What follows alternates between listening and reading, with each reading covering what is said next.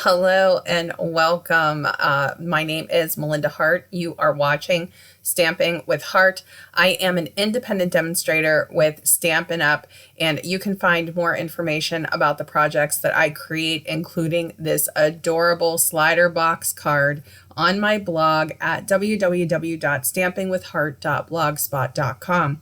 Before we get into it, just know all of my information is also listed in the description box below, including a link for a free project sheet for this slider box card. So I absolutely love this fun fold. I thought that this card and gift box was absolutely adorable, and I had so much fun making it.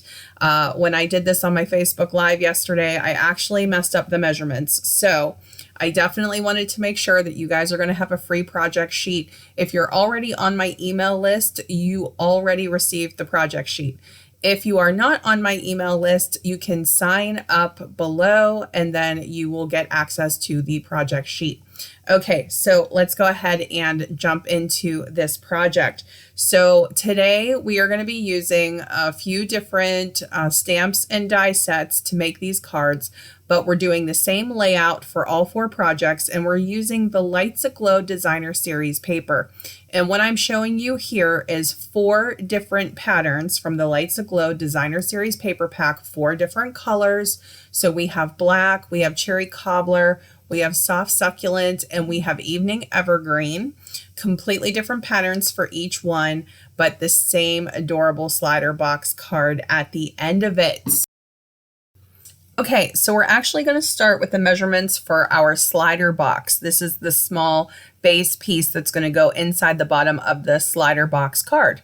So you're going to cut a piece of cardstock to 7.5 by 2 3/4 inches. And then once you cut that panel, you're going to score it at 5/8 of an inch on all 4 sides. So make sure that you're scoring at 5/8 of an inch on all 4 sides once you've cut this panel. And that's where you're going to start. And you can see me here. I'm sorry that you're seeing me work right in the corner of the camera there. I didn't realize my camera was so close to the table. Okay, so once you have all 4 sides of your box scored at 5/8 of an inch, we're just going to fold and warm up these score lines. I'm using my bone folder to get a nice crisp edge on each one of these. And then once we warm up all of our score lines, what we're going to do is on either end of the box, I'm going to take my paper snip scissors. You want to use, precision scissors for this, and you're just going to miter in a little edge there. So cut right on the score line and then miter that edge. And you're going to do that on each end of the box. And then once you do that, you're just going to use, I would recommend a stronger adhesive like tear and tape adhesive or Stampin' Seal Plus on your tabs so that your box holds. So when I was doing research for a fun fold, I had found this demonstration from a crafter in the UK, and she was demoing this with tea lights. Now that I think is a little bit outdated. So I decided to change out the options for the inside. I don't really think that people use tea lights that much anymore, but if you do, let me know in the comments. I was actually using our Stampin' Spots as an example, and of course you could do markers. Stampin' Blends would fit perfectly in this box. Our spritzers fit perfectly in this box. You could do candies. Just really, really cute. You could decorate this box, stamp this box, put Designer Series paper inserts in this box. You could pretty this up. Our next step is going to be creating the wrap for the little insert box that we just made, or for our card and slider piece. So for the wrap, you are going to score this at several points. But before we get into scoring, here's the measurements. You're going to cut this sheet to 6.5 by 11.5 inches. So I am actually using a 12 by 12 piece of cardstock for this particular project. If you do not have 12 by 12 cardstock, you could just change the measurements slightly to fit an 11 inch. as opposed to 11.5. But I do recommend, if you have 12 by 12 cardstock, using that. I will make the argument for getting some 12 by 12 paper packs on hand in your favorite coordinating Stampin' Up! Colors in each one of the collections, because they can really come in handy when we're making a project like this. Okay, so once you've cut your piece to 6.5 by 11.5, you're going to start scoring. We just scored our very first tab at a 1/2 inch. So that's going to become our glue tab. Then you're going to fold that up. And this is the important part of making this piece. So with each score line that you make, you're going to measure from that score line to the next measurement. So that's why you see me folding along as we go. The first measurement is scoring at a 1/2 inch. You're going to fold it up. Then you're going to score at 5/8 of an inch, and you're going to fold up. And then on the score line from that point, you're going to measure to 1.5 inches. And then you're going to score one more time from that score line to another 5/8 of an inch. And so you can start to see the measurement there of how that's going to fit our box. And it's a tight fit. It's a snug fit, but it is helpful for the slider so that it's not sort of wiggling around in there, that it is nice and secure. Now, of course, when I was recording, I put my score line for this part in the wrong spot. So learn a lesson from me. You're going to put the bottom box panel together first, and then you're going to measure from the finished box to 3.25 inches and score. So what that means is once you've glued your box panel on, then it's I believe it was 6.5 inches that are left. And then you score at half of that mark. So you score at 3.25 inches to get your slider box card. So again, I will have a project sheet for this. I wanted to just show the measurements one time, but I'll be decorating several of the boxes for those of you who like to craft along with me. And I will have all of the products listed, the instructions and the measurements in the free project sheet as well, for any of you who do want to create this project for your holiday cards this year. Okay, so what we're going to do is, and what I recommend is take that box and place it inside before you secure the panel down. This way you know that the slider box is going to fit. And again, it's okay if it is snug. It's good to be snug. So I was a little bit nervous that it was too tight at first, and I was like, well, maybe I should go up 1/8 of an inch or something, but it ends up working perfectly. You can see there. So just ignore that score line that's in the middle of the panel there. This is what you want that to look like.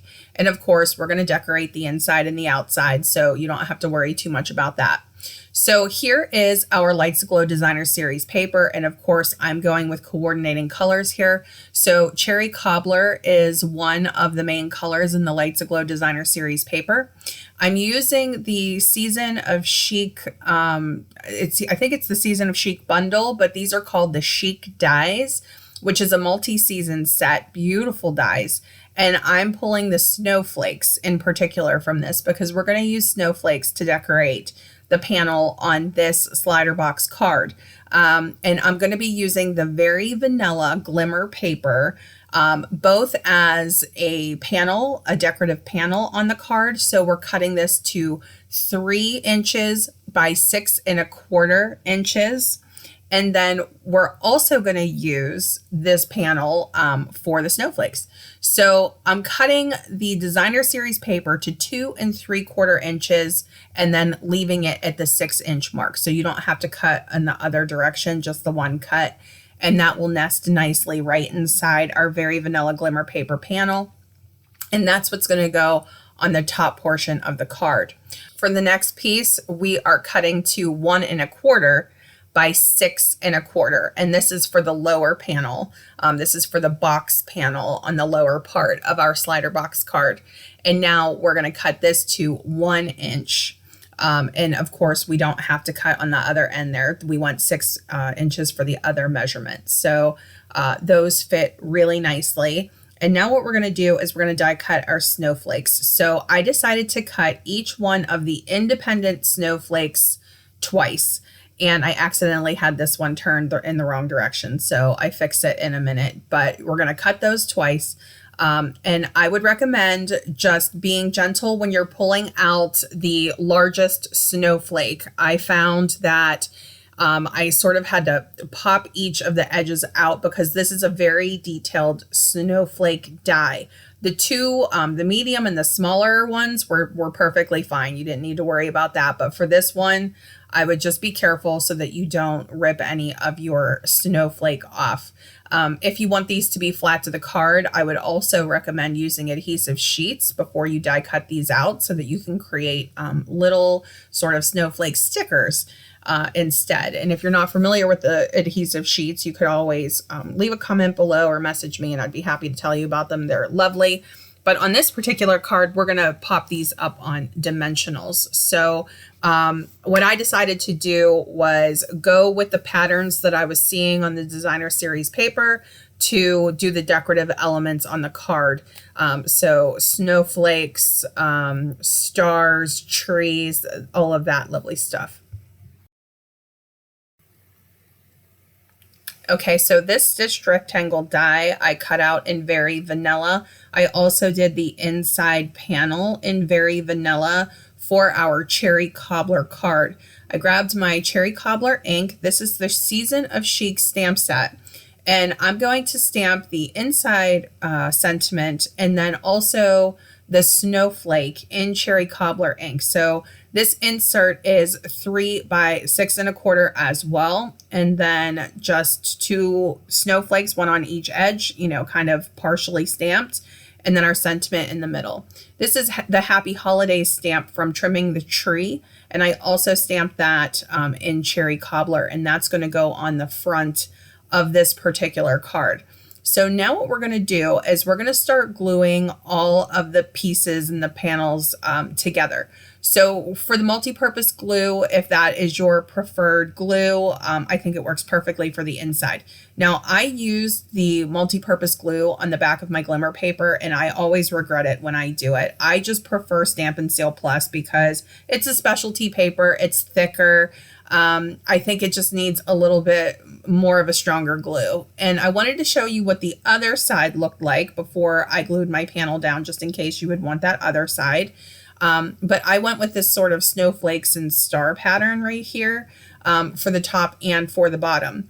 So with each one of the cards, I did sort of a different layout. So, and you'll see in the end, but this is the Very Vanilla panel. I ended up doing the same exact layout for the top and bottom panel here. On the other cards, I don't actually have the designer series paper on the bottom panel in the same way for each one. So I did try to do, you know, similar layouts, but you can see me there sort of trying to fix that multi-purpose glue. It was curling a little on the one corner.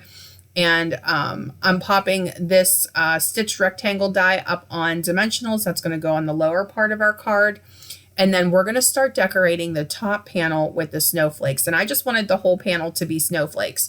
If you want to change that up or add a tree or, you know, whatever you want your design to be, you go for it. But what I did was I ended up using the mini dimensionals. And yes, you can see the mini dimensionals through these large snowflakes.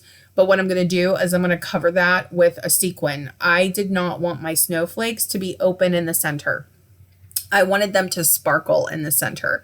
So I just changed the design a little bit. But if you don't want to see a dimensional, you know, if you want your snowflake to just stay the way that it is, then I would just recommend using a little bit of multi-purpose glue on the back instead.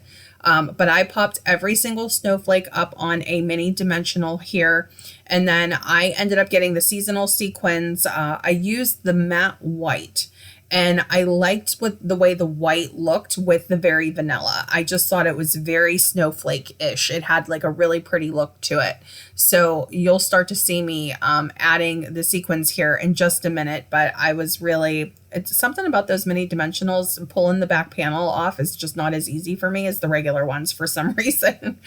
But here we go. So I'm just starting to add in those little sequins just here and there. and just trying to create that snow scene look for this particular slider box card. So this is the cherry cobbler version of the card.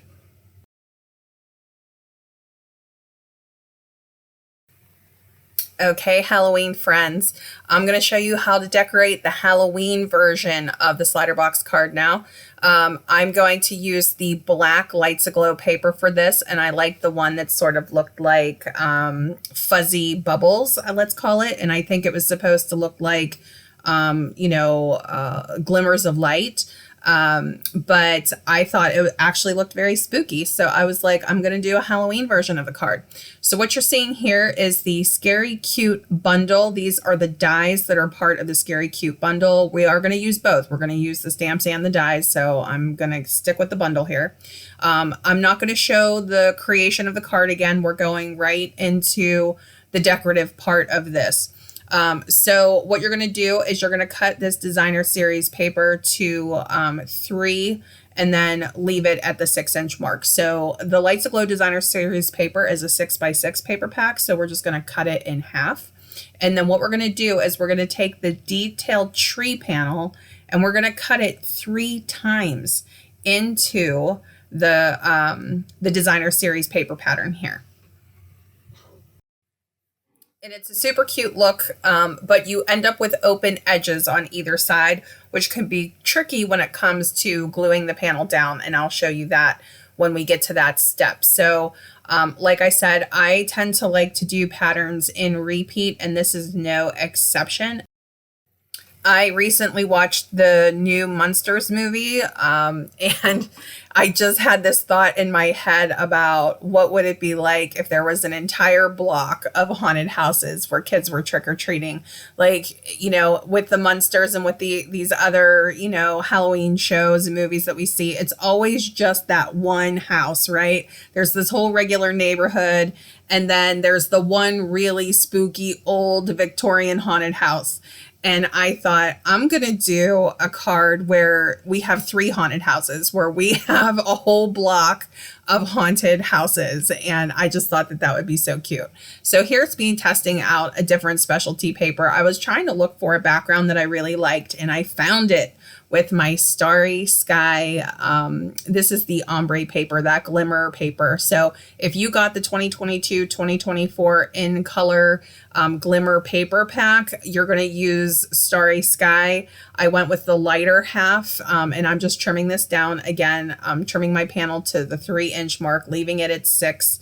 And that fit perfectly for the sky and the backdrop that I needed for my haunted house scene. So you can do whatever pattern you want. And if you decide to do a scene that is not Halloween, if you decide to do a Christmas version of this card, it's still going to look really cute. So I love Orchid Oasis and Starry Sky for some evening or sunset scenes. So whether you're doing sunset, whether you're doing a night scene, I think that those papers are beautiful. Whether or not you're using the regular cardstock, whether you're using the glimmer paper, or even whether you're using a blending brush with the ink, they look fantastic. So I can't recommend the new in colors enough. So here I'm taking my foam panels. These are the foam strips, and I'm customizing the sizes on them. I decided to do a full strip across the bottom and the top to kind of give some sort of support to those edges that are open with the tree branches. But they were too thick and noticeable to run it in the opposite direction with the frames. I had cut the frames very thin. So what I decided to do was just sort of hide them behind these little in-between frame marks. And it worked out fine. So it was a little bit tricky laying it down onto the panel because the foam adhesive strips are really sticky. And that's a good thing. We want them to be sticky. And again, if you want to do a shaker card for this particular card, you could do that.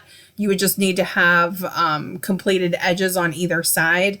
And then you could just add your window panel there, and that would be really super cute. I always like to mention shaker cards when I'm using the foam strips because it's so perfect for that. And it has a little more dimension than the typical Stampin' dimensionals here. But you can start to see our scene coming together. And I should mention that the actual slider box in this case is using the gray granite cardstock. I'm using basic black cardstock for the bats, the haunted houses, and the cat. I'm using basic white for the moon here, and I just decided to glue the moon right above the tree there.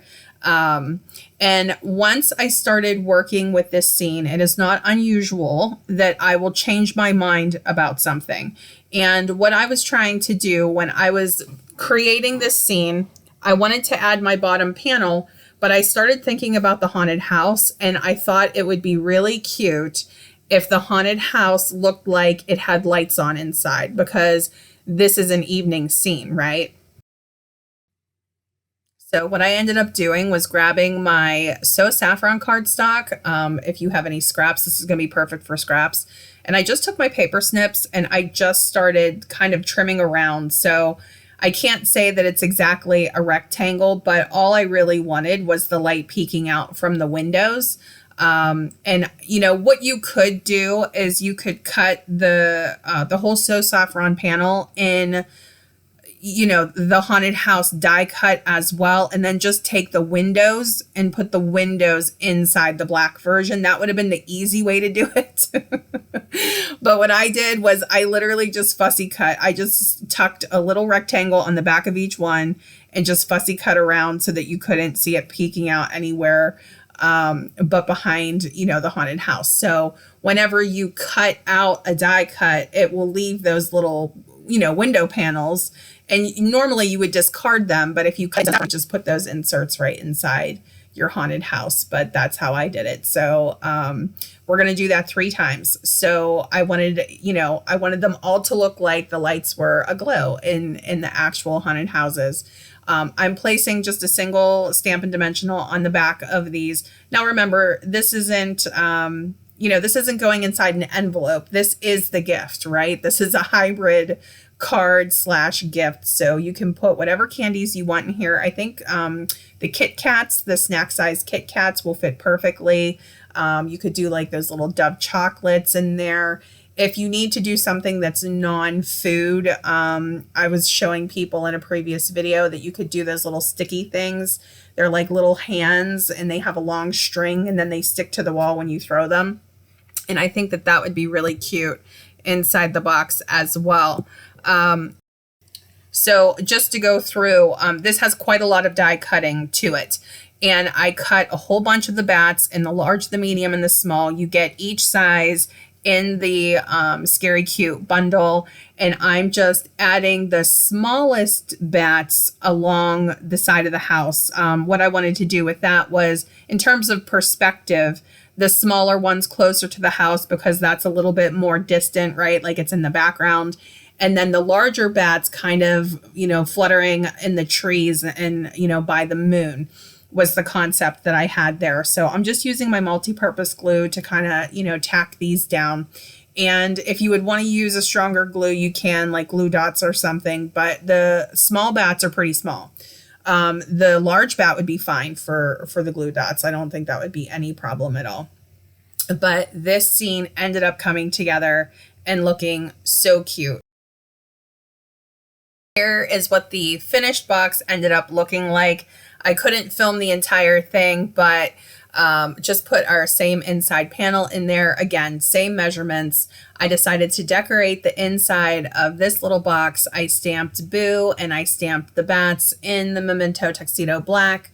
I put the kids on a little strip of the So Saffron and stamped those from Scary Cute. And then, of course, you see some stars and some bats on that bottom panel with Halloween happiness. Okay, so this is the card that I actually made in my live. And what I wanted to keep from my live was to show you the things that I was putting inside the box because I didn't have a chance to do that when I was refilming. So the our little Stampin' Spots fit perfectly in terms of getting a set of 4 in there. 5 would be too many, but I thought that was a really cute idea. And now with the soft succulent version of the card, I was going through and matching that designer series paper. So you could pick the panel that you want. I went with this really cute panel here that has sort of that snowflake look to it. But I did end up doing the tree a second time. This is the Evening Evergreen Glimmer paper. So when you buy the Glimmer paper pack, you actually get Evening Evergreen, Gold, and Very Vanilla in it. I have been using it nonstop. I actually ordered it several times because I just keep using it in my classes and on my card projects. So I hope that you're loving it as much as I do, but I love that touch of sparkle on holiday cards. So again, our measurements and our layout are the same, but I did want to include this portion for any of you who did not get a chance to be live with me on Facebook, but you still wanted to see the trimming the tree version of this card. So trimming the tree is part of that Perfect Partners program. Today is the last day for Perfect Partners. So if you're watching this on the day that it's published, you still have a chance to grab the dies or the bundle for trimming the tree. But after today, the dies are going away. So that was just something that I wanted to mention. The tree is a two-step stamp. So I used Evening Evergreen for the outside of the tree. I used Soft Succulent for the decorative part of the branches for that inner stamp in the tree. I do not have the dies, so I just fussy cut out my tree. And just keep in mind, the trimming the tree set, the whole point is that you could really decorate those trees beautifully. The dies would absolutely be worth it for the ornaments and the garland and cutting out all those decorative pieces. I did Sending Christmas Wishes, I think was the stamp in Soft Succulent for the inside panel. And now we're doing our layering pieces. And again, those layering pieces are all the same size. Because I was putting this on a glimmer panel, I wanted to have a little extra adhesive here. So this is where I use the right adhesive for the glimmer paper. Use the Stampin' Seal Plus or use the Tear and Tape adhesive. I just don't recommend the multi-purpose glue for the glimmer paper. I don't know. I've used it a couple of times and every time I do it, I don't like it. So it's totally up to you. I used that same stitched rectangle size for this particular card too. I used the Happy Holidays stamp on the outside. I love the way the Happy Holidays stamp looks in Evening Evergreen. I think it's so beautiful. I like it in the darker colors just because of the font. Like I really want you to be able to see it. And those pieces were actually done in basic white. But looking back, I would probably switch that to Very Vanilla because the color of the designer series paper pack when it comes to Lights Aglow is actually a Very Vanilla base.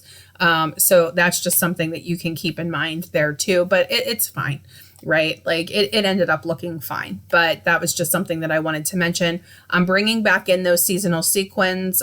You guys voted on the red for this particular card. I did gold on the first one. And here in the end, you will get to see all of the finished projects, all 4 finished slider box cards. So whether or not, you're putting sponge daubers in there, whether or not you're putting ink spots in there or a combination of that, whether you're gifting somebody markers or pencils or Stampin' Spritzers, these would be such cute favors at a card making party, wouldn't they? But if you're giving a little treat, like a little food treat, don't forget about those chocolates. Maybe some pretzel rods would fit in there really cute. And if you have any ideas of what would fit perfectly in that box, leave me a comment below. I would love to hear from you. If you haven't already subscribed to my channel, I would love to have you subscribe. I do crafting tutorials each week. If you haven't already given this video a like, I would appreciate a like, a comment, a share. All of that really helps the channel. And be sure to stay tuned to the next video. Bye-bye.